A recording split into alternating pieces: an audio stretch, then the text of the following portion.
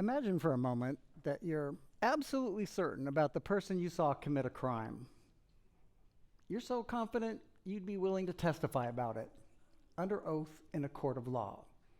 Your memory is strong, crystal clear, absolutely unshakable. But now imagine that that same memory, though it feels 100% true, is actually false and could send an innocent person to prison, maybe even to death row. This is the complex and sometimes heartbreaking world of eyewitness memory. But for decades, we've been telling ourselves a story about eyewitness memory that itself may not be entirely true. Most of you have probably heard cautionary tales about how wildly unreliable eyewitness testimony can be. You may have heard about famous cases, like the case of Ronald Cotton, where Jennifer Thompson, a rape victim, misidentified him as her attacker. As she would later recall her testimony from his criminal trial, I was absolutely, positively, without a doubt certain that he was the man who raped me when I got on that witness stand, and nobody was going to tell me any different. The jury understandably found her testimony convincing. Cotton was found guilty and sentenced to life in prison. But Ronald Cotton did not rape Jennifer Thompson. Instead, it was a known rapist prowling her neighborhood that night. Cotton spent almost 11 years in prison before DNA testing finally proved his innocence and revealed the identity of the true rapist, a man named Bobby Poole. Jennifer Thompson's testimony was sincere, but her memory was wrong. DNA exoneration cases just like this one involving confident misidentifications have happened literally hundreds of times, leading many to seriously question the reliability of eyewitness memory. But wrongful convictions like these are not the only reason why most people think eyewitness memory is unreliable. For years, scientific research has also painted a damning picture of human memory. Starting in the 1970s, scientists like Elizabeth Loftus began to show how shockingly easy it is to manipulate memory.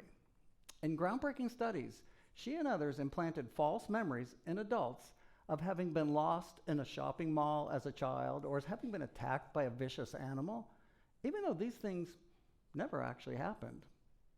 Findings like these seem to confirm our worst fears. Memories are not like video recordings. They're more like evidence from a crime scene, collected by people without gloves, distorting and contaminating it with every touch. This message from science reinforced the message from the wrongful convictions, and the conventional wisdom was set in stone for decades. The legal system should not trust eyewitness memory. It's just too unreliable. But here's where the story takes an unexpected turn. What if the problem is not so much about how unreliable eyewitness memory is because of how easily contamination can create false memories, and more about how and when we test the witness's memory? Think about forensic evidence like DNA or fingerprints. Everybody knows that forensic evidence can be contaminated and end up implicating an innocent person, much like contaminated memory can. But we don't just dismiss forensic evidence for that reason. Instead, we collect it as early as possible in the police investigation, before it's contaminated. Why do we do that?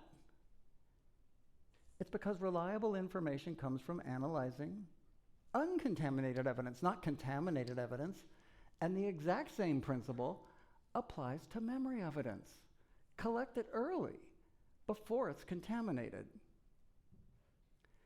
An eyewitness's memory of whether or not the police suspect is the person who they saw commit the crime can be highly reliable, but only if the witness's memory is uncontaminated, not after it's been contaminated.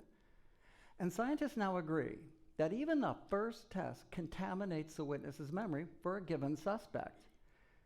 If the suspect's innocent, for example, it's the first time the witness is seeing his face. And this is happening at a time when the witness is actively thinking about the crime. So even if the witness says, "No, that's not the guy who did it," this is how the innocent suspect's face first becomes associated with the crime in the witness's memory. That's contamination. You can't keep that from happening, and you can't put the witness's memory back the way it was. So focus on the first uncontaminated memory test early in the police investigation, not the last thoroughly contaminated test that happens at the criminal trial 1, 2, or even 3 years later. Unfortunately, courts tend to do the reverse, placing their faith in the last test of memory at trial, while all but ignoring the critical first test. This is a seriously underappreciated problem.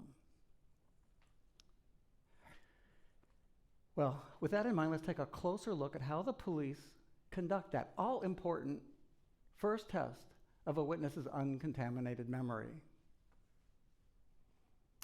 In the days or weeks after a crime, the police might find a suspect, a person who they think may have committed the crime, and they'd like to show him to the witness to see if they have the right guy. They could just hand the suspect's photo to the witness and ask, "Is this the guy who did it?" The problem is that would be suggestive because it would reveal to the witness who the police think may have committed the crime. To test memory in a less suggestive way, the police will often show the witness a whole set of 6 photos. It's called a 6-pack photo lineup. One photo is of the suspect, and the others are of similar-looking individuals who the police know are innocent. That way they can still show the suspect's photo to the witness, but without revealing who they think committed the crime. It's a much fairer way to test memory. And it becomes fairer still when other recommended practices are followed, such as letting the witness know that the perpetrator who they saw commit the crime may or may not be among these photos, and the officer who's administering these photos to the witness should not even know who the suspect is, to avoid unintentionally influencing the witness's choice. When it's done this way, it becomes a pure test of the witness's memory. And this is where things start to get interesting. About 10 years ago, work from my lab published in strong, high-impact scientific journals first reported that a confident identification of a suspect from an initial photo lineup is highly reliable. Big surprise. Not unreliable. For a scientific field that has spent decades cautioning the legal system about the unreliability of eyewitness memory, these findings were not easy to enthusiastically embrace. But almost all of the recent science finds that an initial confident identification is much more reliable than the field previously thought. Not infallible, of course, but certainly not unreliable. These new scientific findings raise an interesting question about the DNA exoneration cases that I told you about earlier, the ones where we know that on the last test of their memory at the criminal trial, witnesses confidently misidentified an innocent person contributing to a wrongful conviction. The question is, what did those witnesses do the very first time their memory was tested for that same person? And when you look into that, you find they usually did not confidently misidentify the innocent suspect at that time. The problem is nobody listened to them. Remember Jennifer Thompson? She struggled with the initial photo lineup a few days after the crime, narrowing it down to 2 pictures, wavering hesitantly between them for literally minutes before finally landing on Ronald Cotton's face and saying, "I think it's him." It was an obviously inconclusive identification, full of doubt and indecision. It was only 3 years later, by the time of his criminal trial, after much memory contamination, that her doubts were gone, and she became absolutely, positively, without a doubt certain that Ronald Cotton was the man who raped her.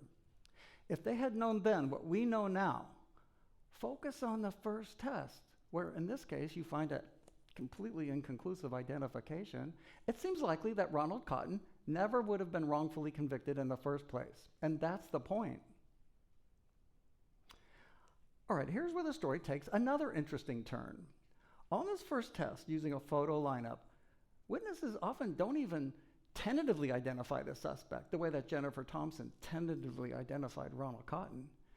Instead, at a time when the witness's memory of the perpetrator is as fresh and strong and uncontaminated as it will ever be, the witness looks at the photos, including the photo of the suspect, and says, "None of these guys match my memory of the person who committed the crime." In other words, the witness rejects the lineup, providing clear evidence that the suspect in the lineup is innocent. You see, this is absolutely the key point. The first test of an eyewitness's uncontaminated memory can provide reliable evidence pointing in either direction, towards guilt or innocence, depending on how the test turns out. And when the witness rejects the lineup, it provides reliable evidence pointing in the direction of the suspect's innocence. Yet many witnesses who reject an initial photo lineup after their memory becomes contaminated will show up at a criminal trial a year or two later, unaware that their memory is contaminated, and now confidently identify the very same person they initially rejected. Half the time they don't even remember doing that, it was so long ago. These defendants are often convicted, sentenced to long prison terms, and are now behind bars. And unlike Ronald Cotton, they do not have any DNA evidence to prove their innocence. But what they do have is a new message from the world of memory science that can help to do that. And ironically, in a complete mind flip, it's reliable evidence of innocence from the memory of an eyewitness the first time they were tested. Consider the case of Miguel Solorio. He was arrested in 1998 for murder, but on the first test, 4 witnesses rejected his photo lineup. Nobody paid any attention to that. More than a year later, 2 of those same witnesses showed up at his criminal trial and identified him as the shooter in front of a judge and jury. He was convicted and sentenced to life in prison without the possibility of parole. Miguel spent 25 years of his life, from age 19 to age 44, behind bars, before finally being exonerated in late 2023. With the help of the new science that I'm telling you about today, focus on the first uncontaminated test. As tragic as Miguel's story is, at least the new science helped to overturn his conviction before he spent his entire life in prison. But others with a similar story remain behind bars as we speak. And some of them, their lives are hanging in the balance. Consider the case of Charles Don Flores. He too was arrested for murder in 1998. There was one witness in this case. On the day of the crime, she told the police that she saw a white male with shoulder-length hair go into her neighbor's house shortly before the murder occurred. A couple days later, she goes back to the police station. They hypnotize her. It's always dicey, but she stuck to her story. She said it's a white male with shoulder-length hair. The police asked her to make a composite sketch, so she did. Came out to be a white male with shoulder-length hair, just like she said. Now keep in mind, this is very early in the police investigation. This is a time when her memory of the perpetrator is as fresh and strong and uncontaminated as it will ever be. And this is what the perpetrator looks like.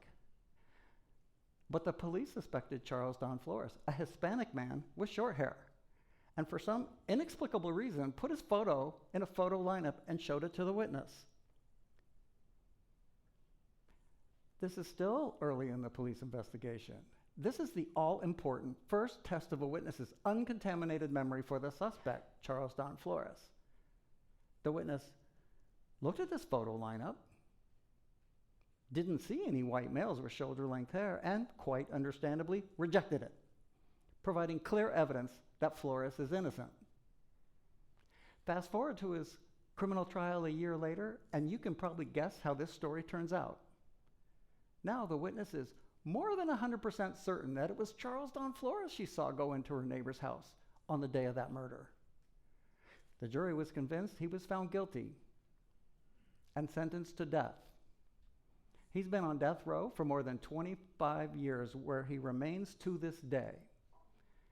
And in all those years, no jury even heard what the witness did on the first test of her uncontaminated memory, much less about the new scientific consensus emphasizing the importance of focusing on that first test, because that's where the reliable information is. So you see, this isn't just an academic exercise. It's about exonerating the wrongfully convicted, some of whom are on death row, and about preventing wrongful convictions from happening in the first place. It's about understanding that memory is not an enemy to be distrusted, but a complex tool that, when properly used, can serve the cause of justice. The reforms that need to be made going forward seem pretty clear.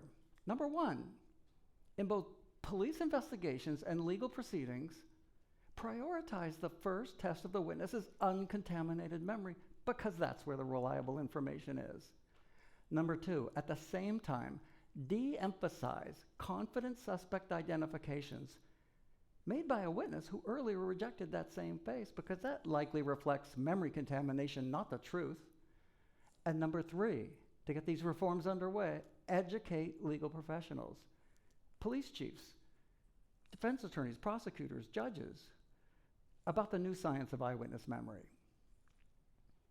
Over the last couple of years, my colleagues and I have been doing just that, reaching out to defense attorneys and prosecutors alike to bring this new understanding to the legal system. We find that initially, at least, defense attorneys are alarmed by this new message because they're uncomfortable with the idea that eyewitness memory can ever be reliable. To them, listening to what an eyewitness has to say, even on the very first test of their uncontaminated memory, is just a recipe for another wrongful conviction. And prosecutors, they're equally alarmed, but for the opposite reason. To them, not listening to a witness who makes a confident suspect identification after previously rejecting that same face sounds like a recipe for letting the guilty walk free. So we've managed to bring both sides of the aisle together in a way. To both the defense and the prosecution, our new message sounds dangerous. But it's not dangerous. It's just how memory works. To better serve the cause of justice, both sides and all of us have to follow the science by listening to memory when it most reliably speaks the truth. It will become a more just world if we can find a way to do that. Thank you.